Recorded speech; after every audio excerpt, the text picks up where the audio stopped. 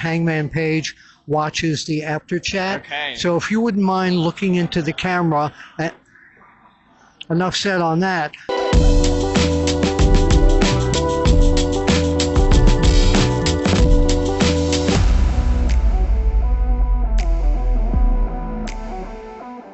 Hello everyone, for the Apter chat, this is Bill Apter at the old ECW arena.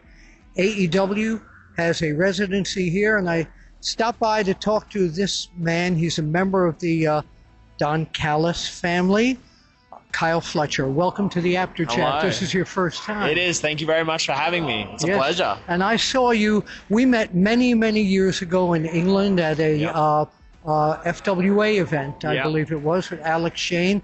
And you have changed quite a bit since then. You have become a lot more aggressive. Yes. You have become a world title contender. So tell us how much Don Callis helped you do this. Was he part of this whole plan of yours? Yeah, he definitely has been. I think anytime you have some kind of mentor who's been around for as long as Don has, he's been in the business a very long time. He has a lot of interesting little tidbits of information. Can you reveal any of those? I think the biggest one that stuck with me probably is just trying to be present in the moment when you're in the ring and trying to take in what is actually happening and responding to that instead of whatever the plan was in my head beforehand. And just really trying to get comfortable when I'm out there and responding to that. So yeah, he's been a great help in all of it. He's definitely helped me develop this confidence that I now have in the ring. So yeah, in a very good place, and he's definitely helped. So you're now as the time we're recording this, you're a top contender for the AEW World Championship, currently held by Hangman Adam Page, and nose to nose with him. Tell us your feeling on what's going to happen on the pay-per-view. Yeah, I mean, we talk about that confidence. I go into every match with the utmost confidence. I think I'm going to walk in there and I'm going to walk out as the world champion. That's what I'm aiming for. So yeah, all that's left now is just going out there and executing the plan and bringing it home. So I know for a fact that Hangman Page watches the Apter chat. Okay. So if you wouldn't mind looking into the camera, enough said on that. So my next question is, a lot of people want to know how you got to where you are today. Who trained you originally, and how did you wind up in AEW? Because I know there were a lot of companies vying for your talents. For sure, yeah. So originally I started training. I grew up in Sydney, Australia. I started training back in 2013 when I was a measly 14-year-old boy at the PWA Academy in Sydney under Robbie Eagles. He was my trainer.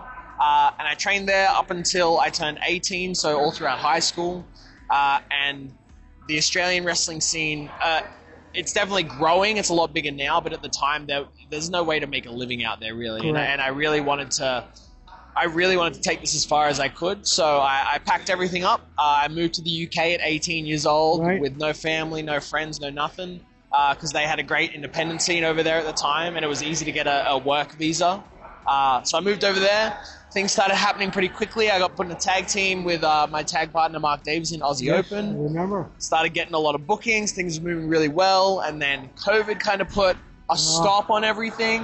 Right before COVID, we were just about to make the jump to New Japan for the first time. Right. COVID shut everything down. Japan got shut down for a couple of years. So we were kind of in this limbo. I had to move back to Australia. Went back to working in a warehouse. It was great. A really great time. Working in a warehouse. Yep. Okay. I hated it. It was the but worst. it gave you strength. It did, absolutely. Yeah. Yeah, I think even my family said they thought that was going to be it for me. They were like, "Well, that's it, done." And So what was the turnaround? I not for a second I lost sight of the dream. The whole time I knew that this was just going to be a hiccup in the road. I truly believed in myself, and this is where I was meant to be. So I didn't give up at all. I kept working every single day, and from there, as soon as everything opened up, went back to the UK first, then jumped over to Japan, and then to the US, and then pretty soon after that, got picked up by AEW. It all happened very quickly from there. And I think the biggest thing was just that resilience. And every day I'm trying to get a little bit better, 1% better. And I think people can see that. And I think that's kind of where I ended up where I am. People see you're very serious in the ring. When you were growing up, who were the heroes in pro wrestling that you admired? Sure. I think my very first favorite was Jeff Hardy. He was the one that really made me fall in love with pro wrestling. From there, it was The Miz, if you can believe that one. I can. Yeah.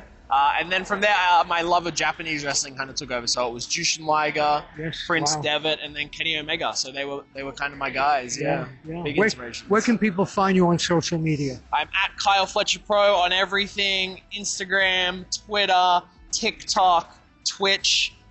I think that's probably it. So let's go with that. At Kyle Fletcher Pro everywhere. All right, Bill Apter with Kyle Fletcher, and would you mind pointing out to the camera? We'll see you at the matches. We will see you at you. the matches.